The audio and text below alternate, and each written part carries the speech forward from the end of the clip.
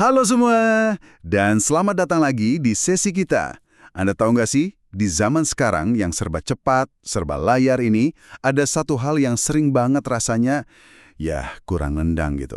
Waktu luang kita. Betul banget. Nah, hari ini kita mau gali lebih dalam nih, bab 6 dari buku kerennya Cal Newport, Digital Minimalism. Judulnya, Mengambil Kembali Waktu Luang. Reclaim leisure ya. Yep. Sumber kita jelas ya bab ini.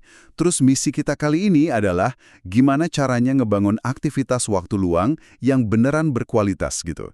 Yang lebih dari sekedar, ya, scrolling tanpa tujuan atau nonton maraton sampai pagi. Yang malah bikin capek kadang ya. Nah, itu dia.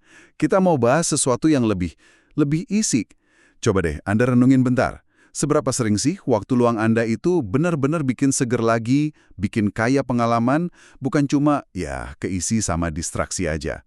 Oke? Ya, kita bongkar bareng-bareng? Iya, ini penting banget loh. Kita sering mikir waktu luang ya saatnya pasif total, nggak ngapa-ngapain. Tapi yang kejadian malah waktu luang modern ini kayak berjam-jam depan layar, entah medsos, berita, streaming, itu seringnya malah nyedot energi kita. Iya. Selesai santai, kok malah tambah capek, hampa, atau malah gelisah. Gitu. Beda banget sama konsep waktu luang berkualitas tinggi ala Newport. Konsep yang justru ngasih energi balik ya? Persis. Aktivitas yang ngasih kepuasan beneran. Oke, mari kita mulai dari akarnya dulu ya. Jebakan waktu luang pasif ini. Newport tuh tegas banget soal ini. Ngisi waktu luang cuma pakai konsumsi digital pasif itu, ya kayak makan junk food melulu. Haha, bener juga perumpamaannya. Mungkin gampang, enak sesaat. Tapi jangka panjangnya nggak ngasih gizi gitu loh. Malah sering ninggalin rasa kosong. Tapi tenang Newport, nawarin solusi kok. Cara-cara biar waktu luang kita lebih berarti. Nah, pertanyaannya kan, kenapa sih konsumsi pasif ini kurang memuaskan, malah bisa bikin capek? Newport nyinggung paradoks menarik nih, nanti nyambung ke prinsip Bennett. Jadi gini, Gimana tuh? setelah seharian kerja keras, otak sama badan kan rasanya pengen istirahat total. Pengennya rebahan, nggak mau mikir, nggak mau usaha. Wajar sih itu. Wajar banget.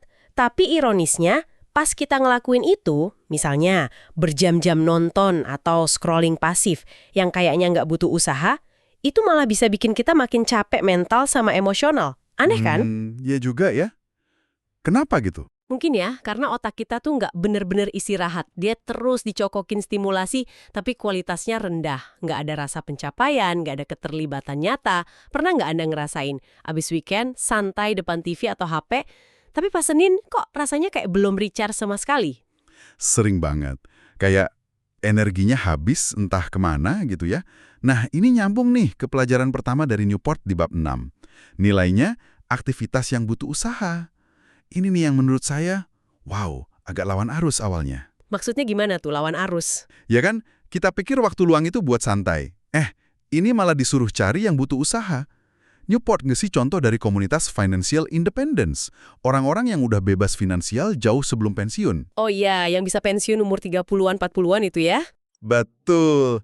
Kayak Pete Adleny atau Liz Timms, Frugal Woods, mereka kan waktunya luang banget tuh. Tapi apa yang mereka lakuin? Bukan leha-leha di pantai tiap hari. Si Pete malah sibuk. Renovasi rumahnya sendiri, bangun gudang, belajar ngelas coba. Wow, aktif banget ya. Aktif banget. Terus si Liz sama suaminya pindah ke desa di Vermont. Ngurus lahan pertanian gitu, kerjaan fisik tiap hari. Nebang pohon buat kayu bakar, berkebun, bersihin jalan setapak di hutan. Mereka sengaja milih aktivitas yang keringetan gitu. Nah, ini dia.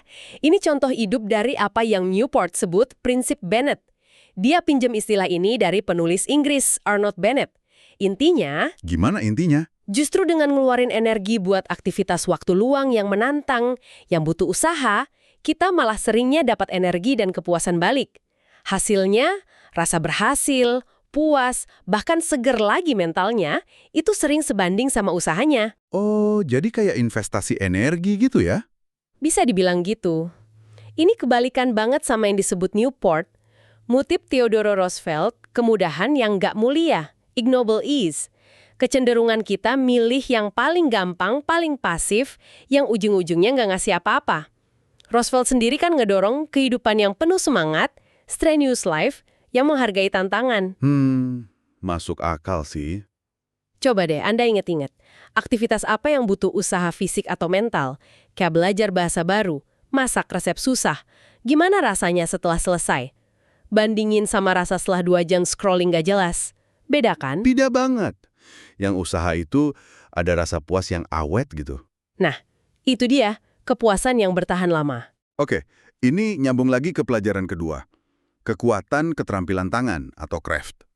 Ada sesuatu yang dalam banget kepuasannya pas kita bikin, benerin, atau kerja pakai tangan buat ngasilin sesuatu yang nyata. Newport nyebut Gary Rogoski, pembuat mebel ahli itu. Yang nulis buku handmade ya? Iya, sama Matthew Crawford, filsuf yang jadi mekanik motor. Iya, kisah Crawford itu menarik banget. Nah, argumennya Rogoski itu kuat. Dia bilang manusia itu secara evolusi didesain buat mikir dan berinteraksi sama dunia lewat tangan. Maksudnya? Ya, jutaan tahun evolusi itu ngasah hubungan tangan mata otak kita buat mecahin masalah, bangun, nyiptain sesuatu. Nah, hidup modern yang banyak di layar ini bikin kita kayak agak lepas dari kodrat fisik kita itu. Jadi, pas kita ngembangin keterampilan tangan apa aja deh, pertukangan, rajut, kebun, masak, lukis, benerin barang, itu kayak nyambungin kita lagi ke dunia fisik. Ke akar kita sebagai pembuat gitu ya? Persis, kayak si Crawford itu. Dia ninggalin kerjaan think tank yang keren demi kepuasan langsung dari kerjaan yang hasilnya nyata. Bisa dilihat, disentuh, didengar bunyinya. Ada kepuasan dasar di situ. Coba deh Anda pikirin.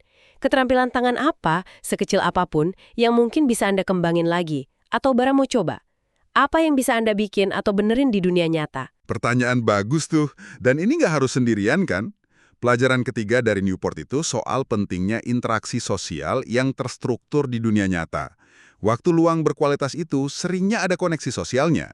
Bukan cuma say hi di medsos. Beda ya sama interaksi online yang kadang dangkal? Jauh. Newport kasih contoh keren. Cafe board game kayak Snakes and Lattes di Toronto. Coba bayangin suasananya. Orang nggak nunduk ke HP masing-masing, tapi ngumpul di meja. Ketawa, mikir strategi, debat seru, main game bareng. Seru banget kayaknya. Terus ada FT, Fitness, Fellowship, Faith. Gerakan olahraga pria gratis di luar ruangan pagi-pagi buta. Uniknya, mereka bangun budaya kuat lewat tantangan fisik bareng sampai punya bahasa internal sendiri. Oh ya? Kayak gimana tuh? Ada istilah kayak FNG, Friendly New Guy, atau Bobby Cremins buat anggota yang pindah tempat latihan. Itu bikin rasa kebersamaan mereka dalam banget. Komunitas CrossFit juga gitu kan? Budaya boxnya kuat. Nah, analisis Newport, kenapa aktivitas sosial terstruktur gini berharga, itu bagus banget. Kuncinya di kata terstruktur. Maksudnya, struktur gimana? Struktur itu aturan main, jadwal latihan, tujuan proyek bareng, itu ngasih semacam izin sosial buat orang berinteraksi lebih dalam. Ada tujuan bareng, tantangan bareng, ritual bareng. Ini bikin rasa memiliki koneksi yang susah didapat dari online. Tawa bareng pas main futsal misalnya. Jelas beda, pikirin aja contoh lain, liga olahraga amatir, relawan, klub buku fisik, paduan suara, grup hobi rutin, atau gotong royong di lingkungan. Pertanyaannya buat Anda, di mana nih Anda bisa nemu atau malah bikin kesempatan buat interaksi sosial terstruktur gini seputar minat Anda? Poin penting banget, biar nggak cuma koneksi digital doang. Nah, oke, udah bahas usaha, keterampilan tangan, interaksi sosial. Terus apa berarti kita harus anti teknologi banget nih buat waktu luang berkualitas? Nah, ini dia nuansanya. Kata Newport, gak gitu juga. Dia kasih contoh menarik. Mouse Book Club. Oh, yang buku mini itu ya? Iya, itu kan layanan langganan buku. Tiap bulan dapat buku klasik fisik, tapi ukurannya kecil, bisa masuk saku. Pengalaman bacanya kan analog banget, megang buku gitu. Benar. Tapi, gimana cara bisnis ini lahir dan jalan? Lewat teknologi digital. Mereka pakai crowdfunding kayak Kickstarter buat modal. Pesan, kelola pelanggan, semua online. Bahkan, mereka pakai platform online buat bangun komunitas pelanggannya biar bisa saling nyambung atau bikin grup diskusi buku di dunia nyata. Wah, jadi teknologi malah ngebantu ya? Justru itu, ini contoh sempurna argumen Newport. Teknologi, kalau dipakai sengaja dan strategis, bisa memicu kebangkitan waktu luang. Internet bisa jadi alat bantu luar biasa buat nemuin komunitas niche, akses info, belajar skill baru, kayak tutorial YouTube kan banyak banget tuh. Iya, apa aja ada. Dan buat ngatur atau nemuin aktivitas bermakna di dunia nyata. kuncinya bukan nolak teknologi, tapi pakai sebagai alat pendukung, bukan malah ngegantiin aktivitas bermakna itu sendiri. Jadi, teknologi bisa jadi kawan kok, asal kita yang pegang kendali. Wah, cara pandang yang oke juga nih. Jadi nggak usah merasa bersalah pakai teknologi. Asal tujuannya jelas ya. Oke, kita udah paham prinsipnya nih. Butuh usaha, nilai keterampilan tangan, kekuatan interaksi sosial. Sekarang bagian praktisnya nih. Strategi konkret dari Newport buat mulai bertindak. Yang pertama, Apa tuh? perbaiki atau buat sesuatu setiap minggu. Simpel kan? Kayak contoh Petia Dering las atau list themes ngurus lahan tadi. Intinya, sengaja luangin waktu, bentar aja tiap minggu, buat ngelakuin sesuatu pakai tangan. Nggak harus yang rumit-rumit ya? Nggak harus. Benerin keran bocor, nyoba resep baru, rajut syal, rakit furnitur, atau nota kebun kecil. Tujuannya ngasah lagi kecekatan tangan kita yang mungkin tumpul kebanyakan main layar. Nah, kalau nggak tahu caranya, Nah, ini dia gunanya teknologi tadi. YouTube itu gudangnya ilmu praktis. Hampir semua bisa dipelajari di sana. Strategi ini langsung kena kedua pelajaran inti. Nilai usaha, prinsip Bennett, sama kepuasan keterampilan tangan, craft. proyek kecil aja bisa bikin puas ya. Banget. Beda rasanya sama ngehabisin waktu yang sama buat medsos. Oke, strategi kedua nih. Agak radikal kedengarannya, tapi masuk akal. Jadwalkan waktu luang berkualitas rendah Anda. Maksudnya gimana tuh, dijadwalin? Jadi, gini. Daripada aktivitas digital pasif, scrolling, browsing nggak jelas, nonton streaming, itu ngisi semua waktu luang kita. Kita malah sengaja batasin waktunya. Misalnya, buka Instagram atau TikTok, cuma boleh jam 8-9 malam. Di luar itu nggak? Atau cuma pas weekend?